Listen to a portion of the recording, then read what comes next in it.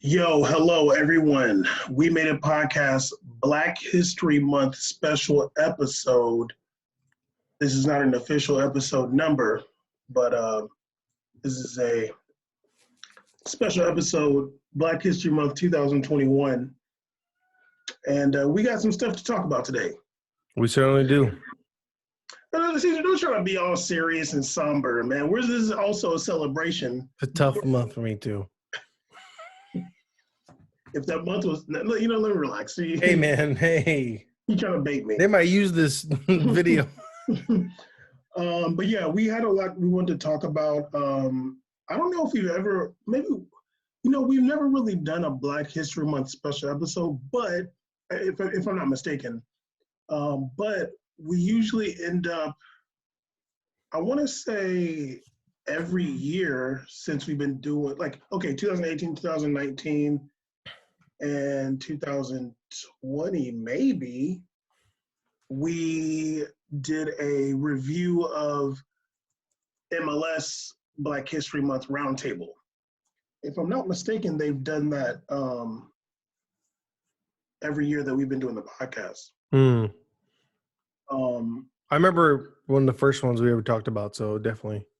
Yeah, maybe it was the second. Maybe it was the second year until we made it. They did it, but I don't remember our very first year because we started in May. So I think the 2018 was the one in Atlanta. That one we saw the round table with the girl host, right? I think that was one in Atlanta. Mm-hmm. Then it was the one where they were in. Then they did two round tables, and then this past one this year is when they did it was the executives.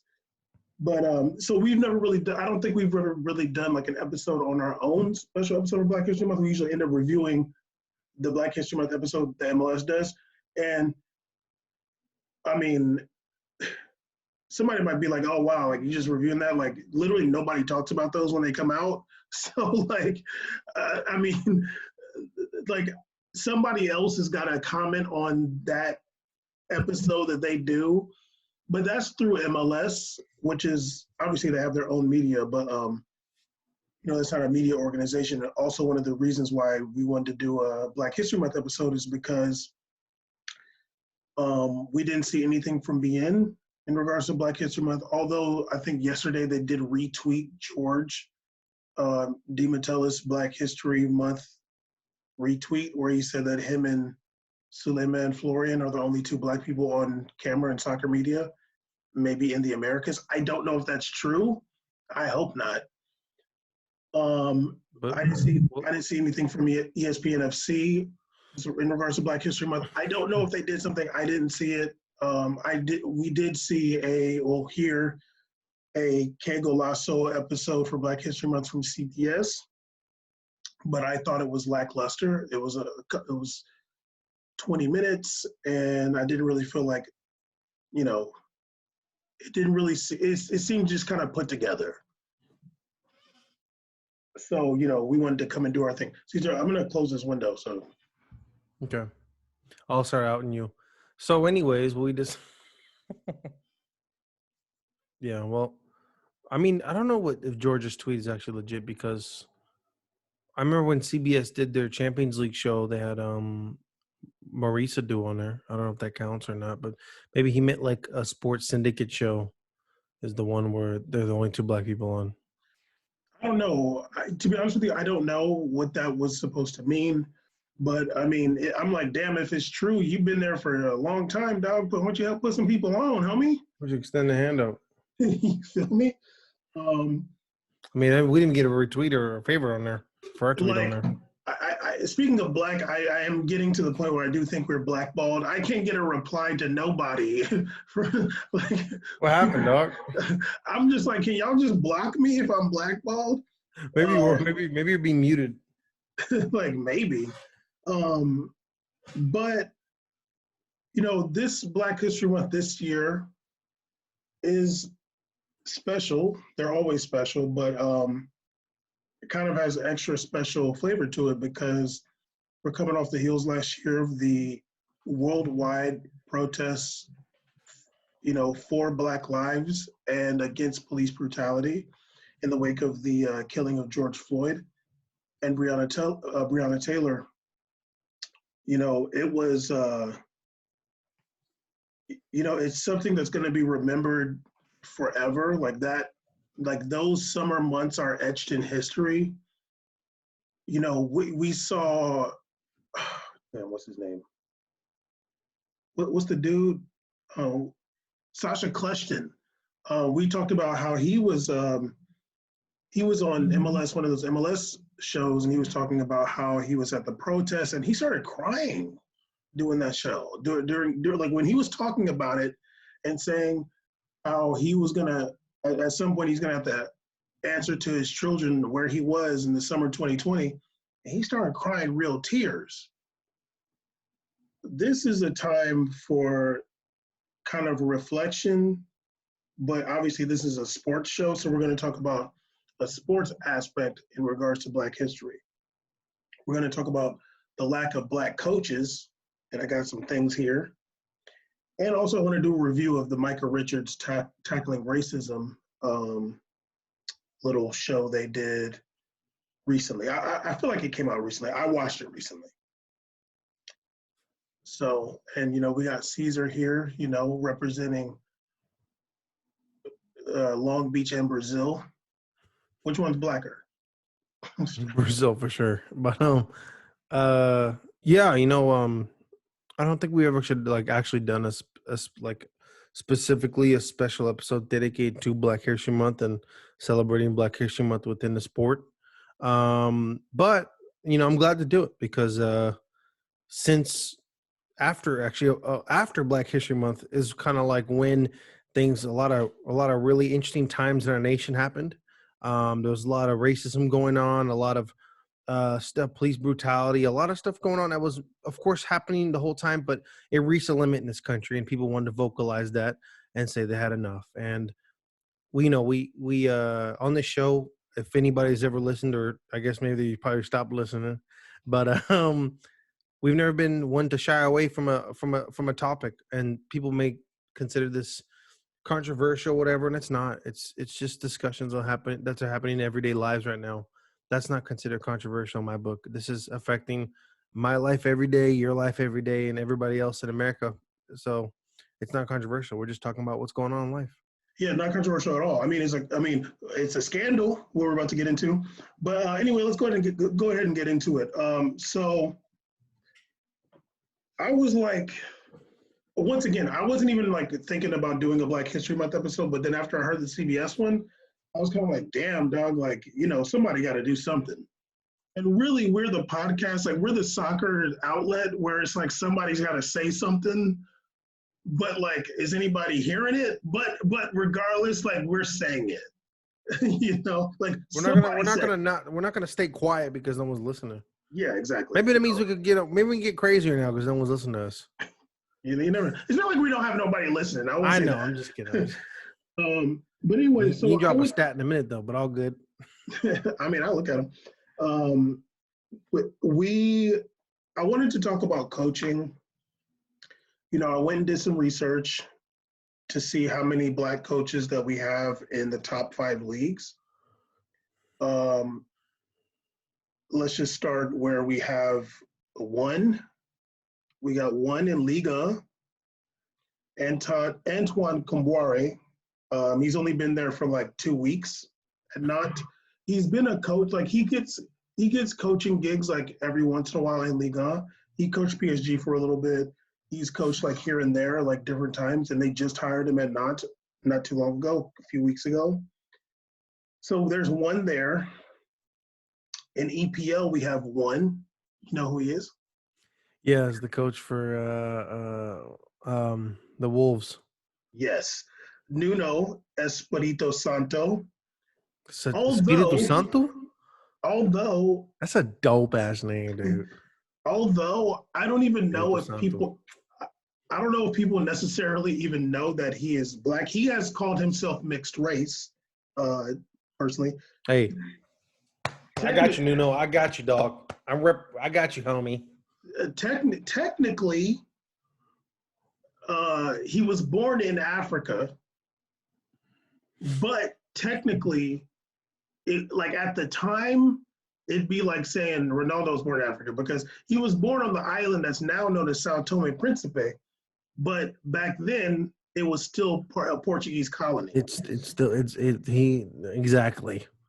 On this show, we observe him as a fellow black man, just like Ronaldo is, and just like I am in Hesse. So he was born technically in Portugal, but also born in that island of Sao Tome. Which Come on, dog. I thought it needs to be as hell Africa, dog. Let's stop this game. Okay, well, I'm saying I've eaten chocolate from there. Big Portugal flex, but go ahead and continue. Colonizer food. La Liga 0, Serie A 0, Bundesliga 0. So we're talking about the top 5 leagues. We have 2 total, and it's kind of crazy. But I wanna ask a question because it's an interesting thing to talk about. Since there's like no black coaches, are black people starting from the bottom when it comes to football coaching? Like, are black people starting from the bottom? And if that's the case, should we not necessarily be looking at these the elite teams and the elite leagues? Should we be looking at, are there black coaches in the lower divisions? Are we starting from the bottom? That'd be fair if you were talking about black people who just started coaching like 10 years ago. If black people started coaching 30 years ago. But, you know, it's not like they had a right to coach just recently. Like, come on now. It's insane to me. Like, what do you mean starting from the bottom? Like, what do you mean? Like, Seedorf was a legendary player, like, and he coached AC Milan. What team out here thinks they got a coach better than that right now? Like, it's a joke. I remember like when he's like, I think he's coached some random team, Portugal or Turkey or something. I don't know. It's and he had, I don't know if he got his quote from this too. He had a good quote about like recently saying that it's really a shame that we can't just get the same opportunities. And it's true. I mean, it's how many I bet on all those teams. How many of those teams have black players on them? Think about that. How many players? How many black players are in La Liga? It's probably ridiculous on number compared to 0 coaches in La Liga. Yeah, Bundesliga. Bundesliga. Come on now, are you kidding me? Like, it's beyond. I mean, a former German captain, Joe Boateng, is from the German national team. A captain. You tell me there's no black coaches? I don't know. It's more than started from the bottom. It's like even if a coach is a former player, it's like if you're a player, it's like you don't even get you start from the gutter before you get to become a coach.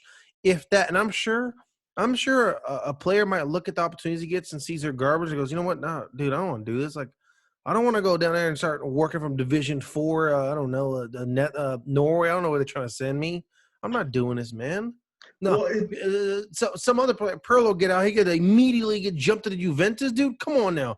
He didn't even get to suffer one time coaching Cagliari. I'd be like, well, at least he kind of worked up trying to get through those races to score some goals. But no, like that's just it's completely unfair. And like I was saying earlier, to finish my point, it'd be fair to say black coaches are starting from the bottom. Is if we had just started being allowed to coach, for sure. Yeah, I mean, it almost seems that way. So when I was looking at it, I was like, okay, does it even make sense? Because obviously, starting at a youth level. Oh, actually, you know, let me say this first, and I'll get to that. So I was looking. I was like, okay, well, maybe I should look in the lower divisions. Let me look in the second divisions of these leagues. So I looked in League 2. There's 1 black coach. Oh my God. Serie B. 0.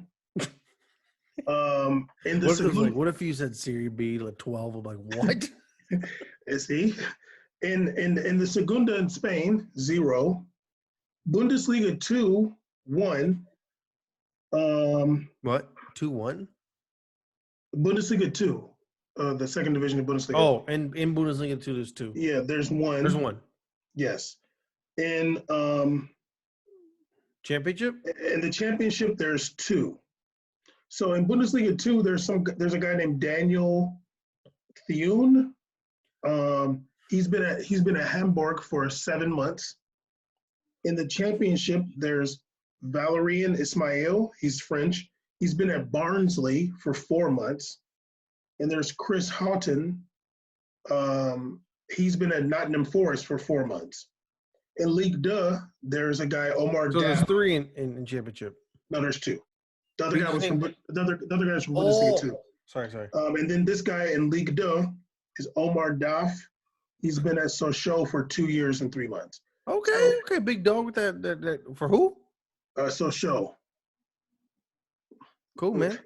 The bottom for real. So even these guys in League Deux, in the second divisions, there's only one that's been there for a while. The other one's been there 4 months, 7 months. So I was looking at that and I'm like, damn. Okay, one of the avenues to getting coaching gigs, is something similar to what Zidane did. Start at the youth levels, but the youth levels is like so important for a club, like. That's like your investments and all kinds of stuff there. Like that's really important. It doesn't even make sense if like they don't even want black coaches. Like if you don't want black coaches in like the second divisions or the top divisions, does it make sense to even let them coach the youth? I remember that like a couple years ago, Real Madrid had like a U13 coach that was like massively touted. They like were like teams were like trying to. He had like a fat contract basically. Just because they were like, yeah, this guy's like gonna be the future, whatever, something like that. So like they take those positions very seriously. Like they don't play around. So I want to get wild on here, and I'm not gonna. Like I'm feeling the temptation to say some wild. I'm not gonna though. But just know that you're absolutely right, because think about this: the youth levels, that's the face of your club. And I know a lot of these people, these teams don't want that as the face of the club, and it hurts my heart. Like it's sad. Like it shouldn't be like. I almost got wild when I was talking about the youth players. I almost said something crazy. I'm tempted when I'm saying this face of the club, it's making me uncomfortable as we speak. I almost called the youth kids. Like, can I say it or what? Like, no. You can say it in 4 days. That's like you're like. That's like I'm literally crying. I'm holding back. No, Caesar, that's like your slave stock right there. Like, you don't want to mess that up. Like that's like your stock right there. Like the youth, like in some ways is more important because if you got some star, you can sell them up the river. Come on, man. Do you have to drop 2 of them? Can you just go with 1? You couldn't hold back. I'm a hope. But we're laughing because it's not like we're laughing. We're laughing at just the prospect of like saying that, but like also like we're talking about needing black coaches. It's like it's ridiculous. It's like sad that there's even that mentality that like, oh, like I have this all white coaching staff, so I don't know if I want to hire a black coach as my youth coach because that's kind of like weird. Why? Why is that weird? What? Like, is anybody gonna bat an eye that like they're gonna see freaking I don't know, Marcelo coaching the youth? No, like no one's gonna like. It's annoying to me. It doesn't make sense. I mean, you got Sampoli out here, got neck tattoos and finger tattoos, getting these jobs. I don't know how he's still getting these jobs. This dude went from Atletico Mineiro, now he's going back to like I think he's going like France. Some of that I forgot. I didn't see the report. Marseille. This guy going to Marseille from Atletico Mineiro. Like, come on, dude. Come on now. Like it's. You were so desperate, Marseille, to find a coach. You went digging through Brazil to get Sampoli back over here. Like, what are we doing? So, okay, I have like some other questions too, but it's just like to put it in perspective. Like you have in. Can I make one more quick point? Yeah, go ahead. Out of all those black coaches you named and black coaches we know of, have you ever heard of any one of them being called a tactical genius? Well, I mean, I wouldn't like some of these guys are like unknown to me. So like, what about them first division dudes? There's only anybody 2. call a Nuno a genius? I don't know. To be fair, Come on, like dog. We would have no, heard that. but to be fair, I mean, I might not have heard that, but to be fair, Wolves have done really good. No one ever called Seedorf a genius at coaching. Well, he was there for like 3 weeks, though. I remember when Bobo Vieri was talking about that. Uh, if I'm not, they might have been talking about black coaches or like I can't remember. It was on being some years back, and the Bobo Vieri, they were like, oh, we had Seedorf at Milan, and they were like, yeah, but he didn't get to stay that long, and Bobo was like, yeah, you know why though? Like he was just like, yo, like they're too. He was basically saying like it's Italy, they're too racist, like they don't want to This like. dude went from Milan to Shenzhen to Deportivo La Coruña to Cameroon. Like, come on, man. Wait, didn't he coach some like Curaçao or something like that? Was that him? No. Oh, okay. Come on, man. This guy, oh my God. This guy's only played at legendary clubs his whole life. Ajax, Sampdoria, Real Madrid, Inter Milan, Milan. But the crazy thing is too, it's funny because I feel like we've exposed that like coaches don't even really do that much. So like the fact that it's not hard, dude. Like basically your team just gotta suit, man. You basically your team just gotta win games. Yeah, win games, you just dress nice. It ain't like you gotta be you don't have to personally be a genius. They get happy zooming in on the coach on the sideline with a suit on. They get happy doing that. That makes people happy. And if they're winning, they love zooming in on the coach and be like, oh, look at that genius walk around. You're just a dude wearing a suit. Like, dog, Ole Solskjaer, whatever, Man U last year, they were like, he's garbage. This year, they're winning some games. You think he has anything to do with that? If the players perform, the coach gets credit. Exactly. And I feel like as the coach, mostly what you have to do, you know what, actually, let me say that point because I'm going to get into it in a second. And I remember, I was going to say someone else. I remember I was reading about that, the Seedorf thing. Someone's like, oh, you got talking about the Cameroon job because he's from there. I'm like, he's not from Cameroon, you idiot. Who the hell said that? His comment section, I'm like, he's from Suriname, you dummy. Like, Man, people don't even know, dude. Like, it's ridiculous. That person might have been trolling, though. No, they're not. They're not trolling. They're just racist. All right. But not yeah, when you're thinking about it, this is 10 leagues. This is like, what is it, like basically like 18, or it's like 20. Okay, each one is 20, so it's 20 times 4. That's 80. And then, so it's 98 because the Bundesliga only has 18 in top division. So let's say 200 clubs, and you got 1, 2, 3, like you got 5 black coaches in 200 clubs. Oh my God. Yeah. So and like we said, imagine how many of those clubs have black players. Yeah, seriously, a lot. Even Real Madrid has a bunch of players. Like, what are we talking about here? Yeah, I mean, they even added one today in Isco.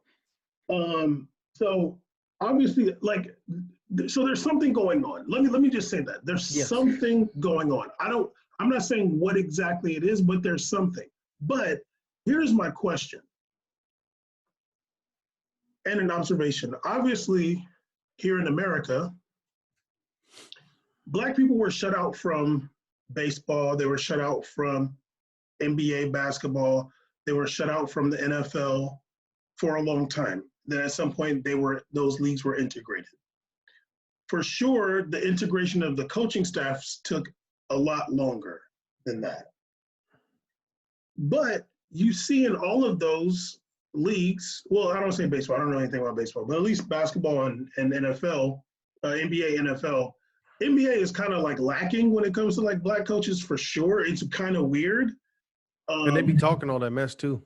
Yeah, but in the NFL, and when I'm saying the NFL, I'm not just saying head coaches because the coordinators and different people, they count a lot too. But you see a much more representation when it comes to black coaching here in America. So here's my question about Europe.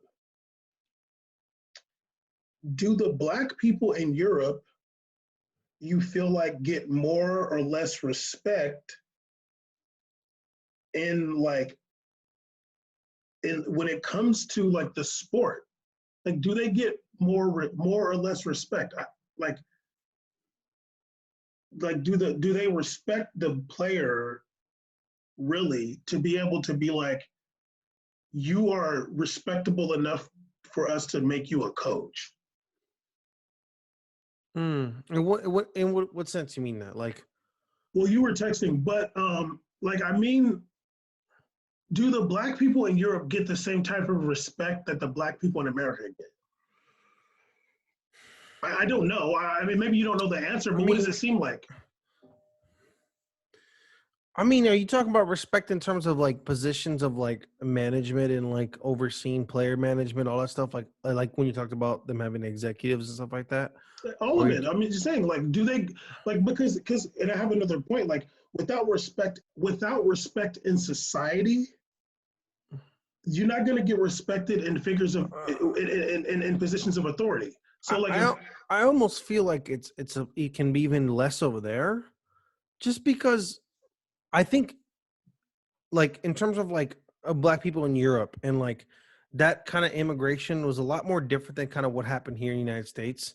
And what happened here, well, not immigration, but you know what I mean, like how like the rise that African American people did in the United States to establish their freedoms and their rights within the country, especially coming as slaves and or as immigrants as well who've traveled here over time, et cetera. It was a lot different than, yeah, very small percentage, myself included. Well, it's a lot different than how it occurred in Europe. I always sense that, of course, this is coming from, my perspective from here. There seems to be a different level of, when we talk about these games and what happens in these games, I think it's a good example of like the treatment of black people when you see it soccer, when you hear about the chants and all that. When and compared to here, we've had many discussions on the show. Like I can't even fathom, being in a game in Michigan and they're doing monkey chants. That'd be mind blowing. I think they would literally quarantine the state and they'd be like, we gotta like address this because they might actually shut the whole team down for a year. Like that would be horrific if that happened Caesar, here. if there was a group of people, let's just say it was exactly how they be saying it happens in Europe. They Yes. always say it's a section of fans. If a section of fans started doing something like that, all them other white people gonna beat that Yeah, ass. like little and like listen to what Bam said. He didn't say all the black people are gonna rally together. He said them white people are gonna. I've literally been to. I mean, me and you, we've been to protests where we've seen white people more upset than us. like, Uh, like chill with that us. So just say you. than me. Like I've seen them, go hard, and so that wouldn't pass here in a crowd. It would be wild. It'd be like, what part of the? Never mind. I was gonna say something crazy too. Never mind. Yeah. So I think there is a different, and I think the sense I get from here is that there's more of like a higher level of disrespect towards black people over there, as if in Europe, compared to black people here, as if like they are the only thing that could possibly are athletes on the team. Like they couldn't Well, run management positions. Like, I mean, how long was that executive for Monaco there for? Like, how long was the player management? How long are these positions even lasting? When we hear about these positions, we hear about them coming, but we always hear about them going quickly too. Like, there's not longevity with any of these. These coaches you named are 5, 6 months, 2 weeks, 3 days. Like, come on, well, no. there was that guy at Chelsea who was an executive. I forgot his name. We did a whole thing about him. So if anybody's listening, don't think that I don't know. We did a whole thing about him. There was the Monaco one too. Yeah, like we did a whole Former segment. player. We did a whole segment about that guy because he was coming out talking about the racism towards him being an executive at Chelsea. People wondering if he speaks English. People wondering if he's Abramovich's bodyguard, like his shooter, like all kinds of crazy stuff. But it's interesting because I mean, and this is speculation at this point, but I wonder if it has. I wonder because obviously there's been black soccer players that have been prominent in Europe for a very long time. Eusebio was in the '60s. He was a big megastar. So like I wonder if in maybe France or Italy or some of these places that because maybe they see the connection with Africa still being there a lot of times that because they have like a disdain or like a false sense of what Africa is, then that makes them not have as much respect for the person um, in, if they were to be in a position of authority. I don't know what the reason may be, but it is interesting that obviously there's racism here in America. Obviously, there's like a ceiling a lot of times and a lack of opportunities for Black people, but you get it more, huh? Can I give you an example? So arguably, some people would tell you if you're not saying Diego Maradona. Actually, let's put Diego Maradona too. Let's say our three of the best players in the world ever. Let's say Pele, Maradona, and some people might say Franz Beckenbauer, whatever, or whoever, George Best, whatever. Bam. Out of all those, who would you rank? What's the rank on that list for you? Like as far as a player, 1 to 3 as a player. I mean Pele, Maradona, and whoever else. Okay. How many of those became coaches? Well, we don't know if Pele wanted to become a coach though. No, dog, come on now. It's not even about if he wanted to. It's like, oh, everybody else even on the top 10 has become a coach but him. But Caesar, come on now, dog. We don't know if Pele wanted to become a coach. I'm not gonna let you do that. Don't put coaching on Pele. But it is interesting. Like, I just wonder if I don't know, like I wonder if there's like still those barriers because if there's somebody who gets their coaching license and stuff and maybe they're trying to coach like a third division team, they're like no, okay, like maybe you try to get into the youth coaching somewhere, but if you're still not getting that, it's like damn dog, like they really don't want you. You know what I mean? But is it because like it's racist for sure, but then is it also like the lack of respect, like obviously here, like we've had a civil rights movement and people fought for their rights in a really serious way. And maybe like, France or Italy or something, they never really had like apartheid like we had here, like Jim Crow laws.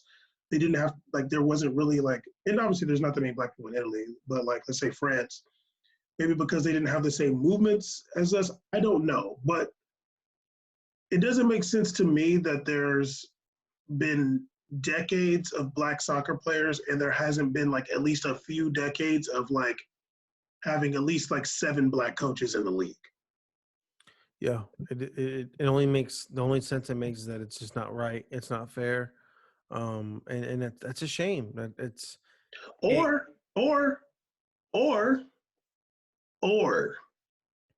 let's not forget what your boy Yaya Toure said. I literally was about to say that right now. I was about to say that line. I was about to go, or it could just be Yaya Toure could just be right, huh?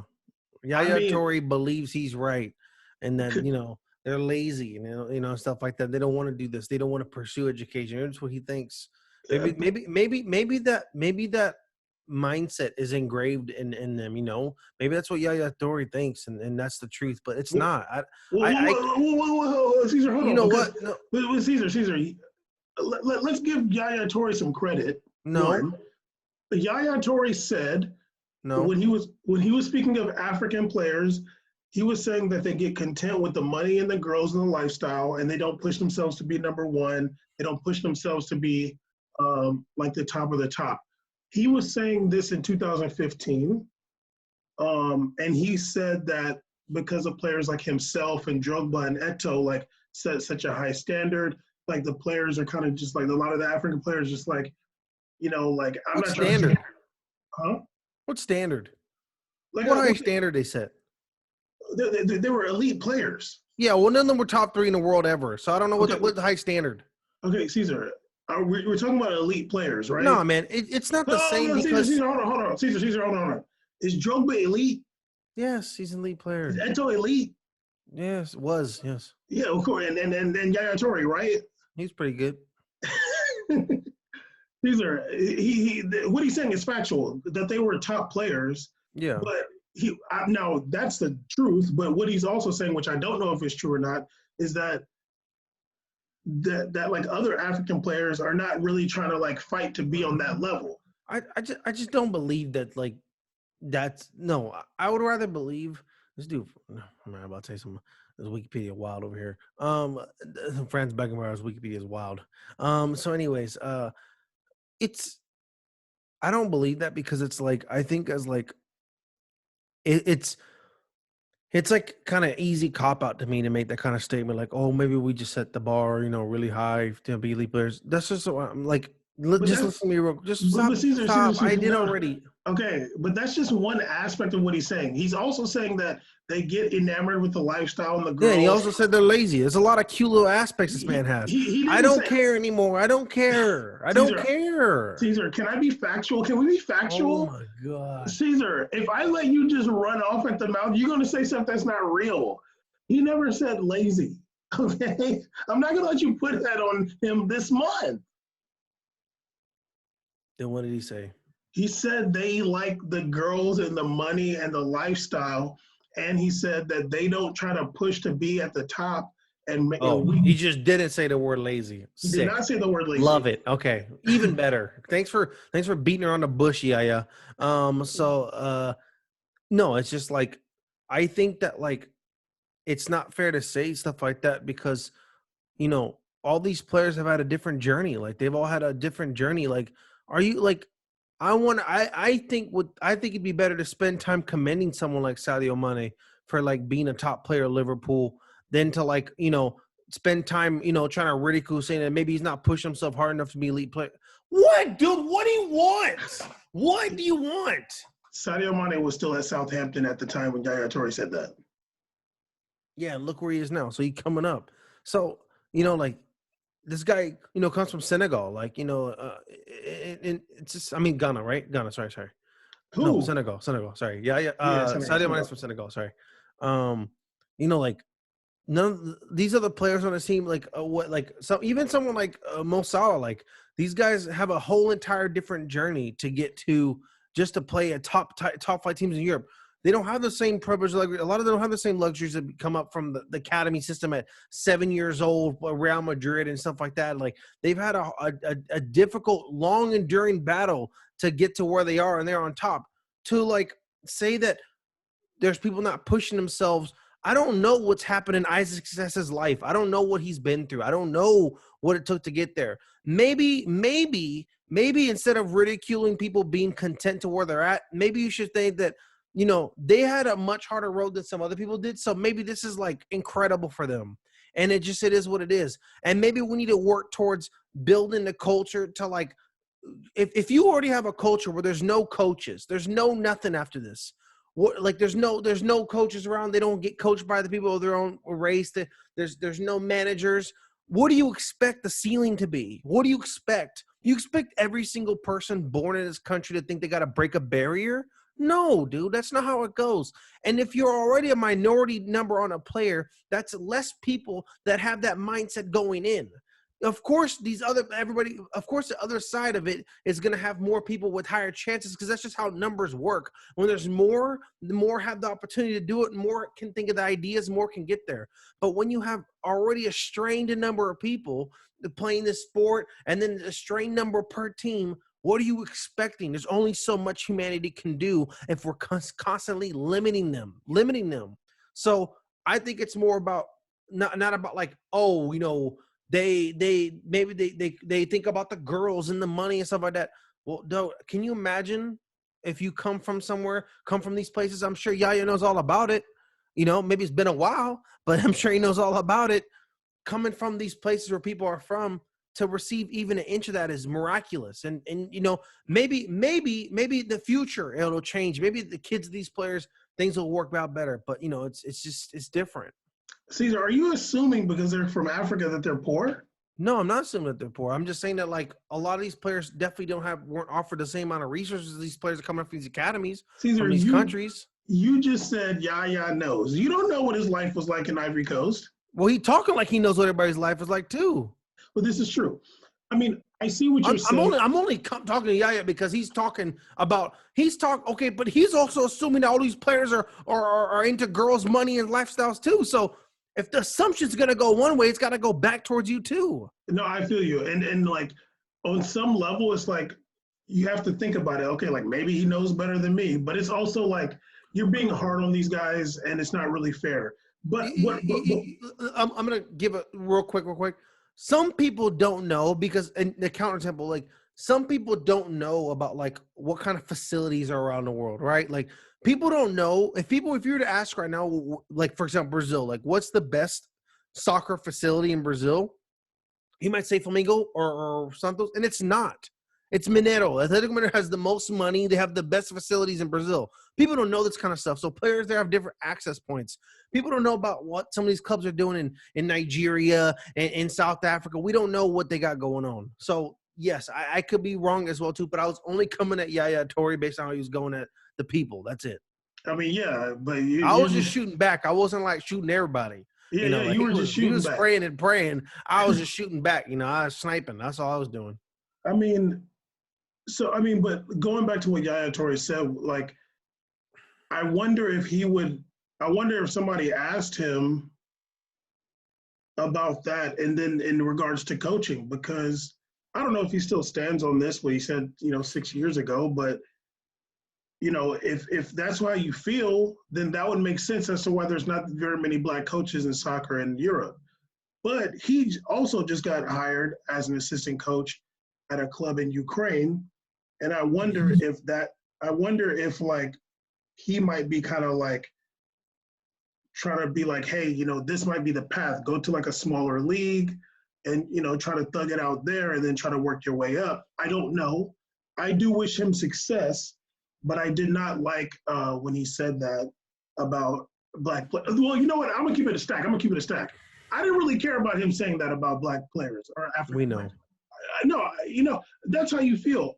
Honestly, I'm looking at it as like, he knows better than me. I'm sure that he's not all the way right, but like whatever. Now, when I did care is when he started talking about Pep Guardiola. Then I was like, hold up, bro, because you can't be mad at Pep not getting African players when you said African players are lazy, like Caesar said. Okay. So it's just like, yeah, I mean, Bam knows before even with that article. Like, I've always had appreciation for Yaya Toure. Yeah, for He's sure. always been one of my favorite players. I was the one screaming when I thought he deserved Premier League Player of the Year when he had that ridiculous year at Man City, and they didn't give it to him. I mean, like that was the 1 year he was actually in shape too. Like, come on now, like what are we doing out here? So and it sucked because after the year where he like ran his knees off, the next year they had AFCON and did terrible. Or they had World Cup and they were terrible. I was like, that's not fair. Like this dude Yaya played like 42 games this year and he's playing AFCON. He's dead. I mean he's playing World Cup. He's tired. Come on now. So and they were like running these guys ragged through the whole qualifiers. Whatever though. I know I'm digressing, but just like I always had appreciation for his game. I thought it was dope when he was on Barcelona. Um, it is what it is now, but like, yeah, I hope it comes up. Damn it. I mean, there's an example though. Yaya Toure, a legend in Premier League, a legend, is coming up to freaking assistant coaching in Ukraine, my guy. That's what it takes. You got to be an assistant coach in Ukraine. I He mean, couldn't. He couldn't come up anywhere else. Yaya Toure. I know he knows like 9 languages. The man has played everywhere. He played in China. maybe that was the best offer for him. Maybe Yeah, that's just yeah, what he yeah. was. Yeah, no. Maybe that was the best offer that was given to him But possibly. And also like based on his comments. made some inflammatory comments about Pep Guardiola. He was He did. very like He might have gotten outspoken. in a little trouble. Yeah, he was saying basically Pep might know some people. Pep might have called Pep might have lined him up. So yeah, I don't know, but it's an interesting situation when it comes to black coaches. I would love to see more, but it's also like if that's what people want to do. Here in America, like let's talk about NFL. Like it's easy to kind of know because you see a lot of black coordinators and different position coaches, and they want a head coaching job.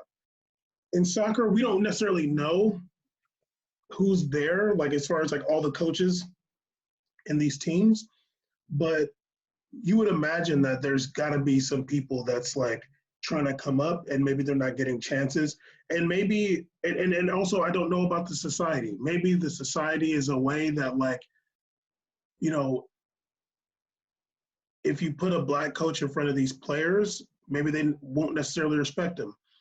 we saw, if I'm not mistaken, it might have been during the AFCON 2015, and it came up about having how there weren't that many African coaches on these African teams. And if I'm not mistaken, Suleiman Florian was saying like the players won't listen to a black coach. They won't listen to an African coach. They definitely won't. If I'm not mistaken, he said that. He was like, yeah, they won't take him that serious, but if it's a white dude, they'll take him more serious. I mean, people's minds are colonized. This is a fact of life. As a black person, I have said many things that somebody don't want to take it until a white person say it. Then it's true. Yeah, and I mean Including that's big facts. But also like not only that, and you could tell sometimes it's colonized because based on like how they even talk about each other and what they could contribute. Like there's like built-in limiters that have been established to some people, and it's shameful. Like and it's shame that people have to take like this like white guy is like their reference point for like something. Like why is this person the one that you a trusted source for you? Why Yeah. like why is this person an example of what you can achieve? It shouldn't be like that. and it is a problem. You know, the first time I actually even paid attention to black coaches was when you mentioned to me that first AFCON we watched on BN back in the day, how all these teams got white coaches, and I never even like You never thought noticed about. I never thought about it. All the years I was watching. I mean, of course, as a kid, I thought I was younger. I thought it was so dope. If I keep talking about it, but I just thought it was so cool when I saw him coach. I was like, "What the hell, an Italian club? Damn!" And then, but when you saw like when I saw that, I'm like, "Why the hell is a Greek dude coaching this match between Cameroon and like Ivory Coast?" I'm like, "What is going on here?" Another guy was from like Iceland. I'm like, "What?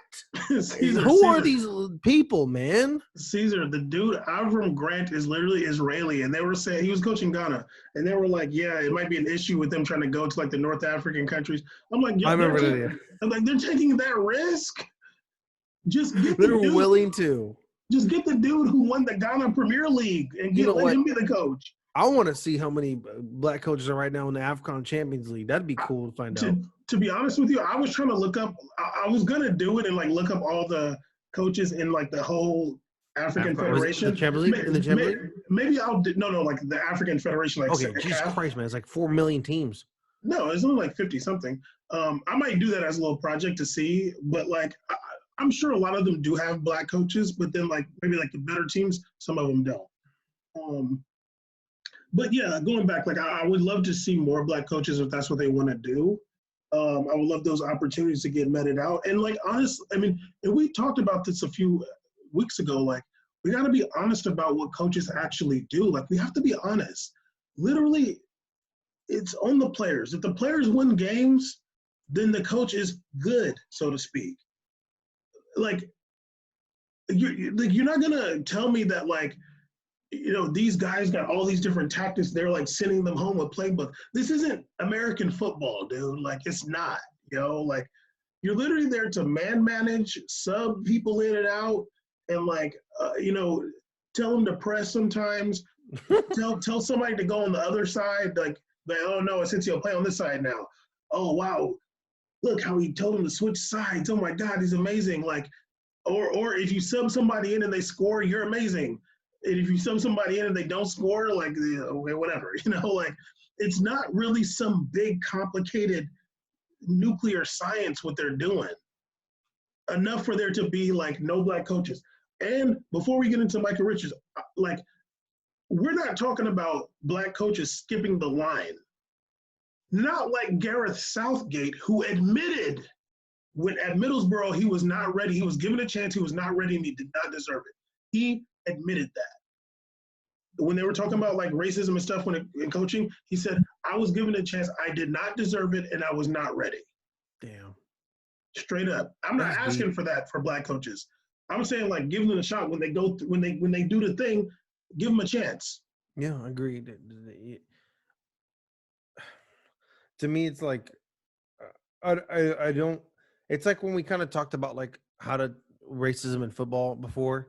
It's like it feels like it takes so much cultural restructuring to like even get this going. It's like not even funny. But I feel like making that change in football would be so impactful just in general, because this sport isn't just like popular in a couple states. This sport is popular around the planet, and I think that people don't understand, like, visuals are very important. Visuals Representation. representation is massive. Like, just imagining like there's like this black coach that's overseeing, like one of the big clubs in the world, and he's tenured there. He'd be like, wow, like, yo, well, that's crazy, man. Because you know what that would inspire? That would inspire people who just want to just be a coach. Maybe some people don't want to play. Maybe they just want to come up and be coaches. Because there's that too. Like, there's people that just get coaching jobs and never played, and those guys are wildly successful. That's an argument there is in American Football League about like how this coach, what's better, like former players getting opportunities or these coaches that never played a thing past middle school in their life. It's Yeah, kind of crazy. Bill Belichick never Bill played. Belichick. What was his name? The guy, the Oregon coach before. He never played either. Chip Kelly. Chip Kelly never played. Josh McDaniels never played. Like, a lot of these guys are really all good. these guys. Mourinho never played. No, Not never. For real. What, some street ball? Yeah, like some of these guys, and honestly, there can be an advantage to that. Like, look, what would the devil's advocate say? Oh, you guys are talking about the African coaches and stuff like that, and they're not coaching national teams. But how many do they, like, there's not even a bunch of decorated coaches or anything like that. You don't even know that. Like, you don't even know, like, it's simple research. You could find plenty of coaches that have had crazy careers. Well, there's all these leagues, all these countries have their own soccer leagues. They're not grabbing dudes from Wyoming to coach Senegal Premier League, La Liga. There's a coach that's actively coaching right now in South Africa. He's considered a legend. He's been coaching for 20 years. He's only had opportunities in Africa, and he just barely got his first opportunity outside. And you know where he's freaking coaching? He's coaching in the Middle East. So it's like, that's his first opportunity. 20 years coaching. He's a legend. He has tons of titles. He's won the CAF Champions League multiple times. He's coached Orlando Pirates, some of those big teams. Is he black? Yeah, he is. His name is Pitsu Mosimane. Like, first opportunities at Al Sadd. Like, come on, dude. Like, yeah, actually, that's in Egypt. Yeah, it's still in Africa too. Like, he's still in Africa. He's in Al Sadd and Egypt. Damn, I thought it was one in Qatar at least. No, he's not even in Qatar. He couldn't even get out to get the country. He couldn't even cross that lake thingy. He's still in Africa. River, ocean, sea. Stupid. Newcastle never hit his line. Newcastle, he this speaks guy's English. Coached even the South African national team. Does he speak?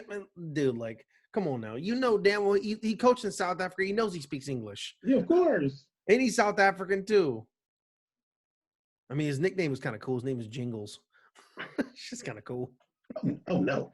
Oh no, Pizza. Okay, well, I didn't say it out loud. Okay, so obviously I have issues with black coaches. Before we go, I want to get into this Micah Richards. I don't know what to call it, but it was a short documentary kind of thing called Tackling Racism. It was interesting. I took a few little notes here. I'll kind of get into a little bit. He mentions obviously Micah Richards. He's media on CBS right now. He played for City and Aston Villa. He played for the England national team a few times too. He said that he experienced he had almost daily experiences of racism playing football. He's from Leeds, from Chapeltown in Leeds. They talked to his dad for a little bit. He talked to his dad for a little bit. His dad said that, and I want to ask if you agree, his dad said that racism in society hasn't gotten better, but it's gotten more skillful. So he's saying it's just as racist and maybe even more, but it's like a bit more skillful the way they do it, and it's institutionalized. What do you think? You think it's, and he's talking about from like the 60s. That's a great point, because I know some people's counterpart saying like, well, we have more exposure to things we didn't have in the past, so you could probably see more, have more access to like racism and stuff like that. But I don't think that like it's like either racism now has been exposed more because of the technology, or it's been like, to me, it's like you said, it's been like more like clever. It's been more clever on the approach. It's more ingenious. It's more like, more just real like like institution, like you said, like we're like kind of corporate, like, oh yeah, we're gonna move this guy here, put this guy here to make this happen. Yeah, we'll fire Seedroff, but we're gonna appoint like a club legend or someone like from within the system to let know that and we'll put a statement out there and say we've been grooming this guy for a long time for this role, and he's done a great job serving his intermittent, but this is the direction we're going. That kind of stuff happens a billion times, and Yeah. I'm sure with Europe too, so many different languages going on that it's like even though translation is real and like we can translate translations, the only problem with translation is that sometimes it takes out the passion or the meaning or even the sarcasm of statements out, right? Like you can receive information from somebody or play the telephone game with someone in different languages translated, and as it's translated it just sounds either more dull or depending on language it could sound differently. So you're able to get away with stuff like this, and I think that like it's sad. Like I think it's sad that there's like this is an approach, and honestly, like it's not just like minorities. Like it's literally just like black coaches are just difficult to find in the sport. Like it's not like it's minorities, but like black coaches specifically are extremely low numbers in the sport. It's crazy. Okay, I want to continue. What you looking at? What you looking at? Caesar, do the look you was looking when you were streaming the other night. It's just like that. It was just like that. I was like, oh, it was red in the back. I was like, oh God. Okay. Um, okay, if I'm to answer the question, I mean, I think racism is different now. From what his dad was saying, and like, I don't know if Michael Richards was saying this, but like he was saying, like the cops would go up to him and like call him an effing N word and stuff like that. And I'm like, I don't think the cops are going to do that to you now. But like, yeah, there's going to be like different ways the racism can still go. Um, but I don't want to say like if it's more. I don't want to say it's more racist now. It's just different. Um, but that's because like I've heard like stories from my like grandpa and stuff like that. I'm like, yeah, it's definitely not like that anymore. But Yeah, I actually remember the thing about Michael Richards is like I remember he was like kind of coming up, and they had asked him if when he was in Man City if he had like ever thought about playing in America. He was like kind of coming up and about to like kind of really break into like into the Man City team, and he was kind of balling. He was like, oh, I don't know, maybe later in my career. And it's kind of crazy to see his career kind of just end so quickly. He's like so young still. yeah, he's not really that old. I mean, he probably had injuries. He's like 32. Yeah. Um, he says that he never really felt racism when he was in school, but as soon as he started playing football, he experienced a lot of racism like as a youth. The documentary, I don't really know what to call it, short docu show, I don't know. It was kind of anecdotal. There was a lot of like stories. Um, they talked to one of the guys from the Kick It Out organization, and he said there's been a rise in racism and homophobia in football in the last 5 years. But I don't. So then they kind of took a turn towards talking a lot about racism on social media. And so it kind of was a lot about that. And I wish that they talked more about racism in the stands because I feel like that's kind of more the issue. Although, but I can see why they didn't because there haven't been people in the stands for the past year. So like I feel like on some level they kind of forgot because it hasn't been happening for a while. But I'm like, yo, that was the issue was like people being racist in the stadiums, yo. Yeah. And to this day, I have not seen that addressed in a way that would actually make sense, except for transfer bans. And we're still the only people saying that or have said that, but whatever. One thing that they talk about before I get into what Gary Neville, he talked to Gary Neville. I want to get into what Gary Neville was saying. But one thing he talked to somebody, I want to say it was somebody from Sky Sports. They talked about how there was very little black representation in media, and they're talking about in England. He was saying like, there's not very many times you see in the hierarchy in these companies, you see black faces. And yeah, I think that's definitely the case. I mean, it still kind of trips me out that time that George was like, that when we had that kind of exchange on Twitter, and he was like, "Yeah, I'm the only black person here at the end." I'm like, "Damn, dog! Like you're only one." That's kind of crazy. Like, yo, like you're the only one, and he's still the only one. I mean, that Sule Mac guy comes in there when there's like African stuff going on, but like, yeah, like we still haven't seen that. He's the Africa expert. Yeah. Yeah, of course. And then that's why I thought that piece that the one female reporter did for CBS was so cool, and I recorded it and sent it to you because she was talking about how you know being of color is so important to her, and being black is so important to her, and how she thought it was so dope that she was hired by a black female director or whatever producer Well, for the show. yeah, there was it was like she was saying it was her first time doing a show and there's a black producer. Yeah, and and it was a female producer too, which is kind of cool also. So, like that's all really cool. And I've always seen pretty good amount of diversity on that CBS panel as well too. Yeah, it's like we said earlier, representation is so important, and when you don't see it anywhere, it's not that it's hard to get. It's not like it's hard to imagine yourself in that role. Of course, it's harder, but it's like it makes you feel like when you're consistently getting passed up or opportunities are not given, it doesn't make you feel like it's impossible. It's not impossible to get it because you don't have the experience. It's impossible to get it because you're not allowed to be in it. Like you're not. It's not. It's that door's shut for you. And for a lot of these former players and stuff like that, there's no reason for that other than their race must be the reason. Like you're because if we had a consistent pattern of only people that went through a youth system, went through a coach system, and then became coach, then I'd be like, well, maybe these opportunities can be happening at lower levels or not happening. But there's literally been coaches that have gotten turnarounds and jumped and right into these roles, like a Pirlo and stuff like that. And it's like, look, they're being given out, but they're just not giving out to certain players. Well, we're talking about like the media, and like I remember Well, I'm one just talking about time. representation too. So yeah. Caesar, don't Caesar, don't play with me. Do not do it. Okay, just don't play with me. I remember one time, I forgot his name. I want to say Dylan something from Bleacher Report. I'm scouring, trying to find a lane for We Made It on one of these platforms. It was. I remember they were saying that, oh, Bleacher Report's going to get Champions League and stuff. I'm like, oh snap. I listened to this guy was like he had some high position in CBS. I'm sorry, in a Bleacher Report sports division, soccer or sports something. And I listened to a podcast where he was talking about how to get into sports media. I'm like, okay, I'm gonna listen You're to going that. hard. Yeah. Oh yeah. I listened on the browser. Okay.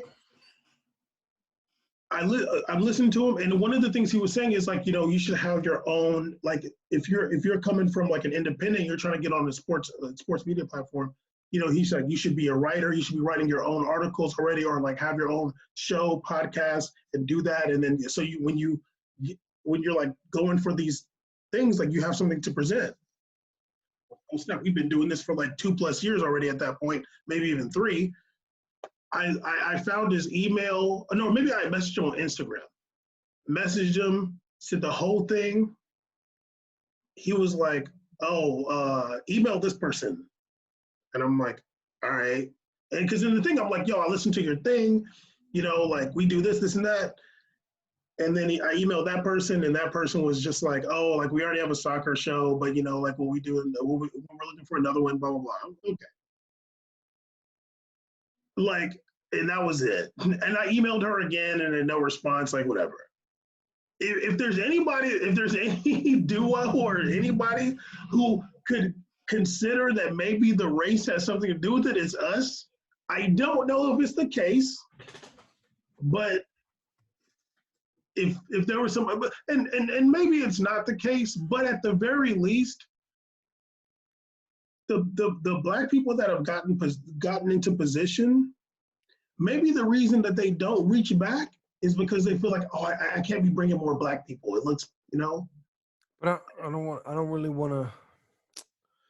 I get it. Like, and I absolutely agree with that point. Many times I've agreed with you this, and I agree with that about other media people we know and communicated with before not doing that, reaching out, reaching back to uplift others. But honestly, I don't even want to blame them. I don't really want to blame them because it's like it gives me that feeling of like kind of like the political situation in America where it's like I'm not really gonna do that because like the other side is just doing so much worse and just making it so hard in general that they deserve the brunt of the blame to just like why do we have to do even more for ourselves to help each other out? Like why are we being so limited by the other like other people? Why is that side limiting us so much that we have to like get on each other for not pushing each other more?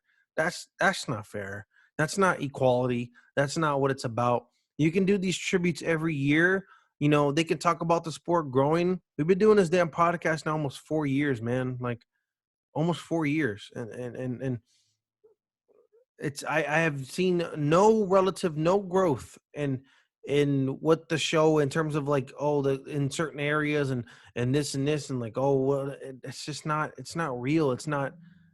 It's like, yeah, there's more people investing in sport, but it seems like for their own monetary benefits. It's not for, and that investment isn't growing within Black people or minorities in America. Like it's not. It is what it is. I think it's stagnant, if not whatever. Like, and it's always gonna be like that because the only growth the sport's gonna have to me here is when just more people from different countries come here and just bring the love for it, and then it might go away after that. After that, their kids have kids here, they might just get over because it's not popular sport here. And it feels stagnant at this point. It might have reached like a top point. So the show hasn't like. There wasn't when they talked about I remember when we did the show, they were talking about like some damn wave was happening. Like, oh yeah, like this wave. I'm like, what wave, man? Like what wave?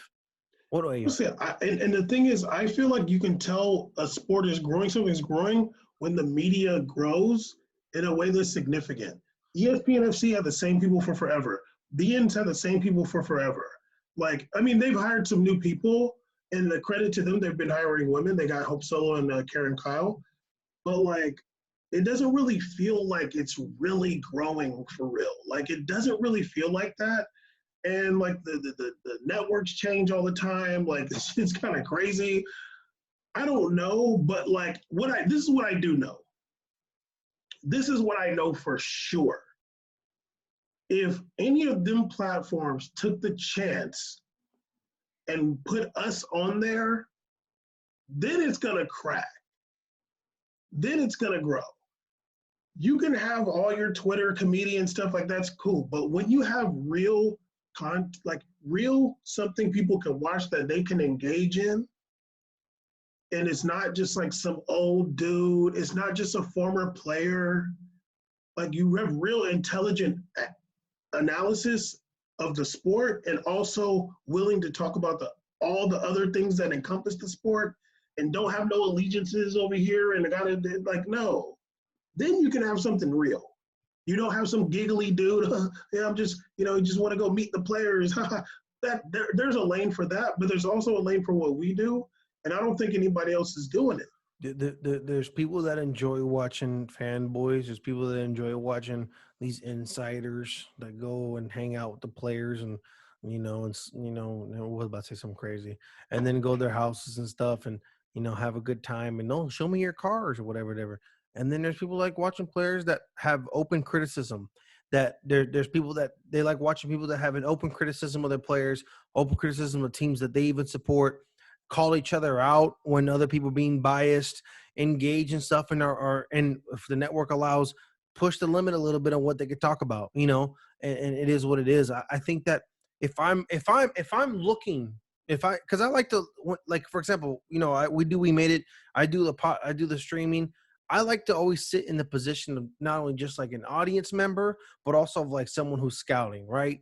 And if I'm scouting for talent for a podcast, I'm not really looking necessarily for someone that's like already kind of fit in the agenda. That's good. That's an easy hire. I like even looking at someone who's like kind of doing their own thing because I'm looking at the creativity of that. Oh, look, they're manifesting content at the end of a season and they're talking throughout things. They're researching championship scandals in championship, about pedophilia and all these other things they don't have a problem covering anything. And that makes me go, okay, wow, like they're willing to put in the work for it. They've been doing it strong. They never had crazy high numbers, and here they're still going. They have the same amount of energy they had 4 years ago. These guys are crazy. Awesome. I could fine tune that into FCC regulations, and we're good. Literally, if I could just interview them and understand They come and understand that, hey, you can do all that you want, but just this is stuff you can't say, can't do. We'll look it over. Let me know. Boom. You can work with that, then you can create something beautiful, because that's not new. That's a foundation of media across America's history. From David Letterman to all these people in past the shows we've had, it's been happening for years. Caesar, Howard Stern was the biggest guy for so long. Why? Because he pushed the shit. He pushed the shit. He's. I mean, we're not pushing like that, but listen, we're not trying to push like that. That's a wrong push direction. We're not doing that direction. But it's about getting like something original. The original. Americans do crave that. That's what would make soccer grow in America is all the stuff they're not doing right now. They think that the approach is to be very clean, very this, very that, and it's very boring. The sport is it comes off very boring, right? Like Americans don't have the same appeal for entertainment as people in Europe do. They don't have the same appreciation for the sport as people do. Americans like seeing athleticism. They like seeing the rawness of stuff. They like seeing speed. They like seeing why someone's better than the other physically. They like seeing that stuff here. It's indicative of our sports, right? The biggest sports here are usually the sports you have to be large, powerful, strong. Soccer doesn't really give you that. But in Europe, they have this emphasis on stuff they care about. So what this show gives and has been giving is lacking across anything that you look in soccer podcasts. I don't care what it is, from these ones that are sponsored by other channels like SB Nation to ones that have comedians that were talking about soccer. What the hell is that about? Doesn't matter. I mean, there's Men in Blaze, all these options. They all do their own thing. But this show from day one has been pushing its own self regardless of what the number is, pushing its own self regardless of what the season is or what time it is, and consistently coming up with stuff talk about. You can start off a show in the beginning and do, actually, to be honest with you, we didn't even do episodes as long in the beginning. We even had episodes we've gone longer. We never went, oh man, we should really cut down these episodes. We have nothing to talk about. We have to cut ourselves down. We have so much to damn talk about, even if it's the off season. Caesar, I think our second episode was like an hour and a half. Come on, man. Our test episode was like 42 minutes. I think our second episode was a Champions League final recap. And it was like an hour and a half. Man. Yeah. It does hurt me. It sucks. Like it feels defeating. But one thing I want to stress, as defeating as it feels, I will not be defeated. This show will not be defeated by that. Like, you not answering the DMs anymore, that's not enough. I'm sorry. Maybe if you find some clips of what we've said in the past that are sketchy, then maybe we'll be defeated and restart again under anonymous aliases. Okay, maybe we'll have to start the show off and just rename ourselves into like Kyle and Jim. Okay, maybe that'll work out. Seriously. Well, I think another thing that makes our show very unique is we're not a fan.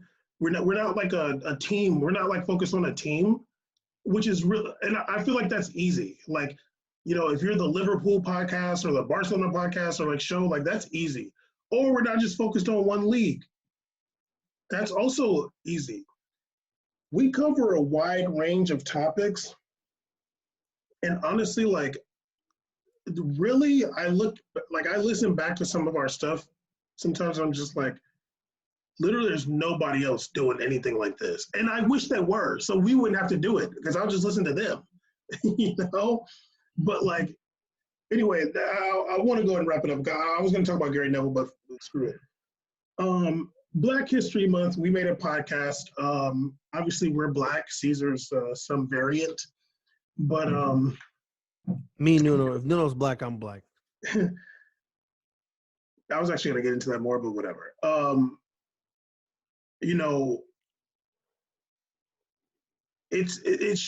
We shouldn't even be dealing with this, but we're going to be dealing with it for a while when it comes to coaches.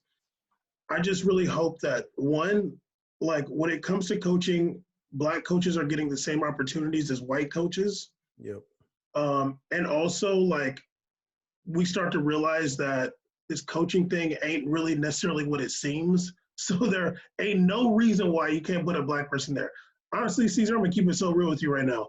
I think I could show up right now and coach any team. Any team. I honestly think I could. I mean, maybe if I speak the language. I'll keep it real. I think you could, and all they would have to do is just put a couple people around you that's been there for a little bit that could just tell you what it is in terms of just like the little logistics stuff. Like, Yeah. here's what we do. Here's the schedules we do. Blah blah. Fine. And then you know what? Give it 2 weeks, and you don't even need it no more. You're like, all right, I got it. My on-the-job training's done. Caesar, I'm gonna be like, look, this is the first thing we're doing. This is way off topic now. I'm gonna be like, this is the first thing we're doing. We're gonna practice on a full field. We're gonna get them youth players, and don't nobody foul. If you foul, you gotta run laps.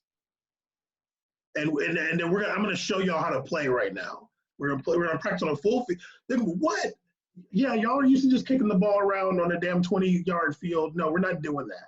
We're gonna teach y'all how to play.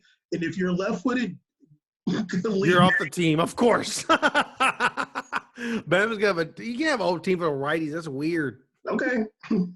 Watch us win, okay. But anyway, I really hope y'all enjoyed this. We're gonna.